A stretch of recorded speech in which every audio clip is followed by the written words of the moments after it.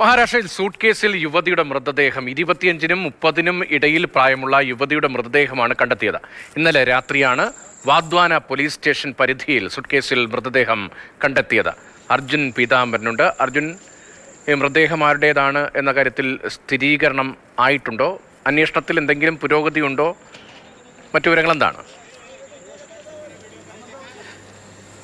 രതീഷ്, ഈ മൃതദേഹം ആരുടെയാണെന്നുള്ള കാര്യത്തിൽ ഇപ്പോൾ ഒരു തിരിച്ചറിയൽ ഉണ്ടായിട്ടില്ല, സ്ഥിരീകരണം ഉണ്ടായിട്ടില്ല. ആരാണെന്നുള്ള കാര്യം ഇതുവരെയും തിരിച്ചറിയാൻ സാധിച്ചിട്ടില്ല. ഇന്നലെയാണ് ഈ വാദ്വാന പോലീസ് സ്റ്റേഷൻ പരിധിയിൽ ഈ സൂട്ട് കേസും അതിനകത്ത് മൃതശരീരവും കണ്ടെത്തിയത്. പക്ഷേ ചുരുങ്ങിയത് ഒരു 5-6 ദിവസമെങ്കിലും ആയിട്ടുണ്ട്.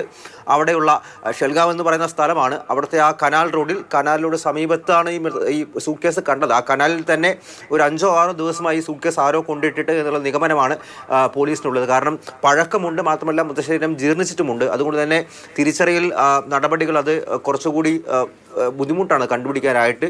പോസ്റ്റ്മോർട്ടം നടപടികൾ പൂർത്തിയായിട്ടുണ്ട്. ഇപ്പോൾ എന്തായാലും DNA അടക്കമുള്ള കാര്യങ്ങളിലേക്ക് കടക്കുന്നു എന്നുള്ള കാര്യമാണ് നിലവിൽ പോലീസിൽ നിന്ന് നമുക്ക് ലഭിക്കുന്ന വിവരം.